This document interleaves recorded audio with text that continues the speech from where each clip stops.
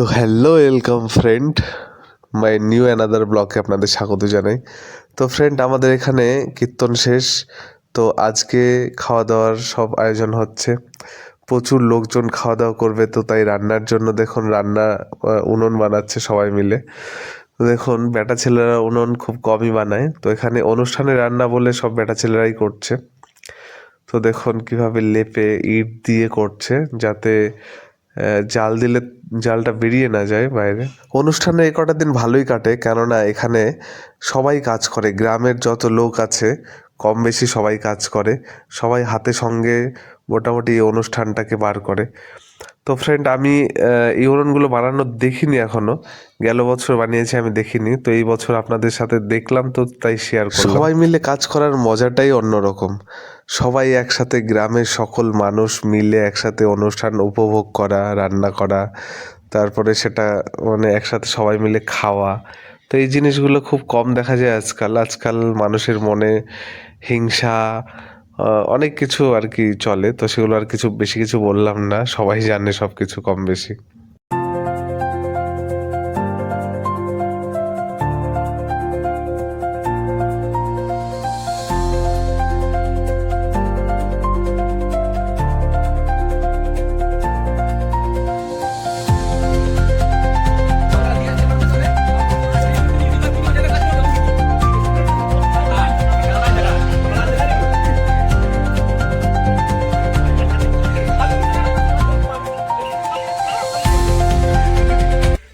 তো ফ্রেন্ড, অনেকক্ষণ সবাই পরিশ্রম করে উনুনটা তৈরি করলো।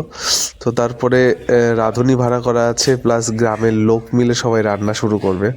তো দেখুন, প্রথমে ডালটা সেদ্ধ করে নিয়েছে। ডাল সেদ্ধ না করলে খিচুড়িতে ডালটা হবে না, গলবে না। তো তাই ডালটা সেদ্ধ করে দেন এবার খিচুড়ি চাপাবে।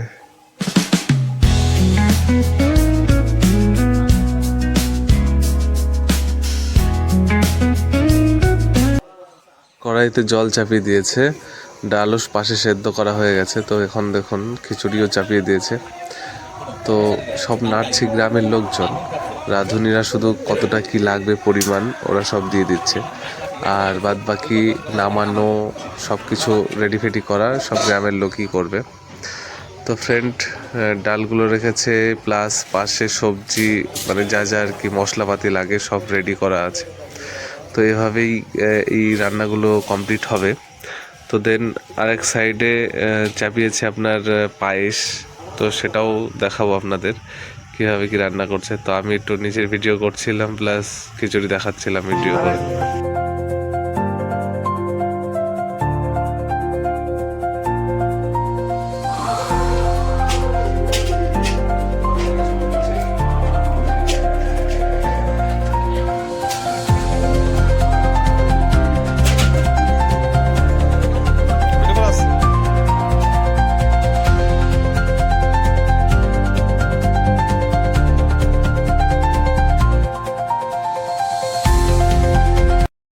তো দেখুন ফ্রেন্ড, গ্রামের লোকজন এভাবেই কাজ করে এখানে। তো একদিকে খিচুড়ি রান্না হচ্ছে, আর একদিকে দেখুন দুপুরের খাওয়া অনেকে খায়নি, বাকি ছিল কিছু লোকজন, তো তাই তারা খাচ্ছে। আর সন্ধেবেলা স্টার্ট হবে মেন খাবার। তো দেখুন পায়েসের কথা বলেছিলাম, পায়েস এই পাশেই রান্না হচ্ছে।